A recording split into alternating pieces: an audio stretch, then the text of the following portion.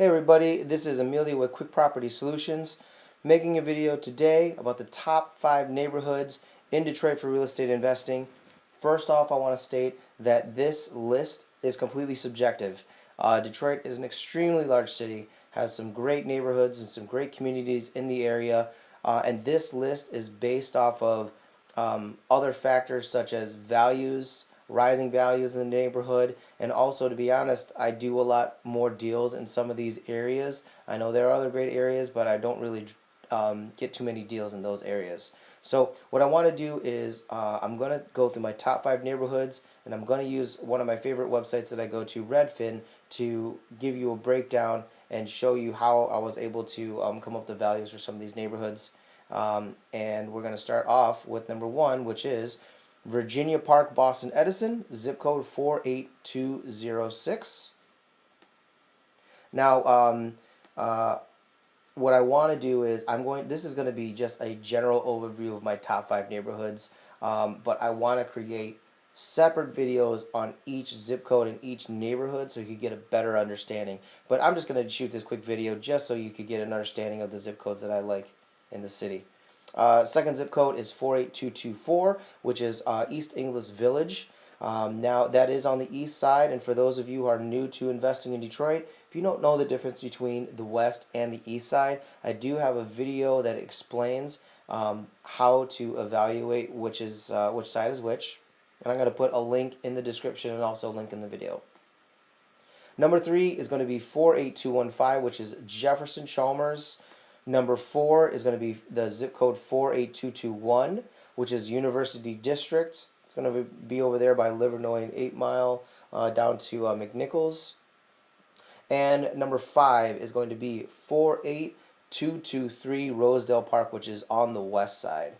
And I have some honorary mentions here. I have Corktown, which is closer to downtown, which is 48216. And Indian Village, which is 48214. To be perfectly honest, I've come across one deal in Corktown in like the past, I don't know, 6 months. Same with Indian Village. I've come across maybe one deal. With these other deals, with these other neighborhoods, I see a lot more deals and there's a lot of activity in those areas. So let's dive into Redfin. And as you know, if you've seen some of my other videos, you know that I really like using Redfin, or I really like using Zillow. Both of them have the pros and both of them have their cons. But with Redfin, I'm just really familiar with the interface. It's friendly to use for me, so I like using it. But I'm also starting to actually use Zillow a little bit more because some of the pros of using Zillow is because of the cons of Redfin. Now, so what happens is when you type in a city, it's going to isolate that city or that area. And what you're going to see here is you're going to see a bunch of green circles. Now, these are the properties that are currently listed, and I like to go here and sort by price, so from lowest to highest. And then what I'll do is, this is for sale. I actually just click on this sold section right here, and then it will create all the sold properties that sold in the last 3 months, and you could go back as far as 6 months, a year, but for now let's just keep it 3 months. You could also adjust a lot of things here. You could adjust it by the bedrooms. Let's say if you want to have 3 or more bedrooms, baths, you want to look for something with more than 2 baths or 1.5 baths. You could go down here and filter by square feet, years built, lot size. But one thing that I'm going to do, and this is one way that if you're trying to find the good areas in the city, but if you're looking for Metro Detroit area as well, price is always an indication because you have to start with a budget, right? You have to know what you have to invest in. So I'm going to filter it. The minimum would be 175,000 sold price. You know what? Let's do 100. No, that's fine. 175. So click Apply Filters. And now you're going to see a lot of the areas where the values really start to pop out. So this is kind of where I came up with my list. So this is all going to be sectioned off into different neighborhoods. So we're going to start all the way over here, which is the west side. Let's just zoom in. And you're just going to see this little cluster. Now this cluster is number 5, which is 48223. Now, if you actually just click on one of these properties, you're going to see, let's say this one, so you'll see the zip code. This one's on West Outer Drive, 48223. And this one's 48227, which is also another good neighborhood. And that's Grandmont Rosedale. So you see, like, a lot of the ARVs are coming up, and I mean, even if you drop it down to like 125, you'll really start to see in this area some really good rehabs here. All right, let's put it back to 175. We could keep it at 150. That's okay. All right, so let's just keep it. Let's do 150. Okay, so this area right here, you're going to see a big old cluster of good comps in this area, and that is number 4, which is the University District. Now, the one cool thing about Redfin is you get to see the neighborhoods here. You'll see that this is University District right here. This is the Bagley area right here. This is the Fitzgerald area right here. And you're going to notice here too where this area has got nothing, no sold comps in it. So just let's drop it to 125. Any sold comps at 125? Yep, there's one at 148. Drop it to 100. There's one here. Yep. So you're starting to see it like start to fill up the more you drop it down, the comp in price. So you could really play with that price filter and kind of mess around with it a little bit. However, one cool thing is you see all these neighborhoods here like Bagley, Fitzgerald. I know for sure if you just Google Fitzgerald neighborhood Detroit, the Fitzgerald neighborhood is actually has some city sorry, that's my son right there. Some city planning behind it. So if you see this story here, Fitzgerald neighborhood remake is a full year behind plan. Revitalization project. Actually, they are a little bit behind. I know that they were talking about revitalizing this project, falling a little bit behind, but driving the neighborhoods, you still get to see they're building parks in there. You are seeing that there's something happening there. They might be, you know, it's the city, so they might be falling a little bit behind, but people are starting to rehab houses, and the city is also starting to do work in that area.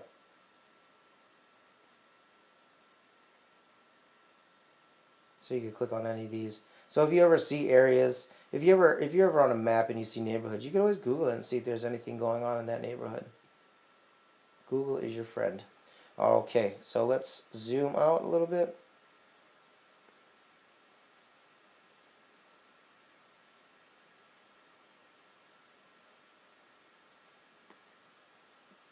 You know, let me turn this off because my computer's acting super slow right now. Okay, much better. Okay, so we're going to go down to this section right here. And this is going to be the Boston-Edison district in Virginia Park. And that is going to be number 1. And I'm not going to lie, Boston-Edison, Virginia Park, and LaSalle Gardens is one of my favorite neighborhoods, to be honest. I think that this neighborhood where you see all these high comps here, but below here there are still houses that are abandoned, and some of these houses are in just disrepair. You know, but the area in general, people are starting to rehab in this area. There's one street in general that I love in LaSalle Gardens, and I've made several videos on this street. It's on Seward, and there's a street just south of it called Delaware. There's another street called Lothrop. All of these areas, they have communities where they're rehabbing all the houses at the same time on one street. Now they're not there to rehab them and list them. They're actually just keeping them to rent them out, but they are working together. They're all trying to improve the community together. And this is, again, LaSalle Gardens is one of my favorite neighborhoods. And Boston-Edison, those where you have those really big houses like, let's see, what do you got here? Let's click on this. Yeah, these are awesome houses. 1675, 4-bedroom, 2.5 bath. Yeah, that's cool. All right. You know, this is probably another one that I didn't mention, but the North End and New Center. New Center is a really, really up-and-coming area as well. So this right here is the Q line, which is kind of like a like a transportation trail, like a train, not a train, kind of like a, I don't say a monorail, but it's kind of just like a, you know, it's like a on the ground people mover. It actually stops here on West Grand Boulevard. So a lot of these houses in this area is starting to get developed. I actually shot a video on my YouTube channel, and I was right in this area and right here by the hospital. There's a lot of development going on here. There's a new cancer institute, research institute that's being built in this area. Okay, let's zoom out. Alright, so what else I got on the list? Yeah, I didn't cover Jefferson Chalmers. So Jefferson Chalmers is going to be in this area right here. Now if I just drop it down to 100. Now a lot of the activity is happening just south of Jefferson Avenue. So you see this straight here, here's Jefferson Avenue, and it's a lot of the rehabs are happening here. Again, shot another video in Jefferson Chalmers, and one of the things that I'm seeing right now is that when you're driving streets, you're looking for dumpsters. Dumpsters are a good sign that rehabs are going on. Normally in a neighborhood, I mean, you're going to see maybe one dumpster every 2 streets or 2 dumpsters every 2 streets. If you're driving this area right here, you're literally going to see maybe 3 or 4 dumpsters per street. So many homes are getting rehabbed. The area really is coming back, and I really like Jefferson Chalmers a lot.